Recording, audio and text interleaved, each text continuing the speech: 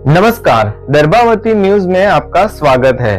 डभोई में आज कक्षा 10 और 12 की बोर्ड परीक्षा को लेकर उत्साह देखने को मिला।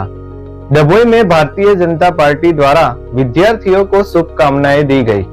डभोई के परीक्षा केंद्रों के बाहर सुबह से ही पार्टी कार्यकर्ता मौजूद रहे। विद्यार्थियों को शुभकामना संदेश देकर उनके उज्जवल भविष्य की कामना की गई। महिला मोर्चा प्रमुख सोनलबेन सोलंकी ने विद्यार्थियों को आत्मविश्वास के साथ परीक्षा देने के लिए प्रेरित किया। वहीं शहर प्रमुख दीक्षित भाई दवे ने भी छात्रों का उत्साह बढ़ाया और सकारात्मक सोच बनाए रखने का संदेश दिया।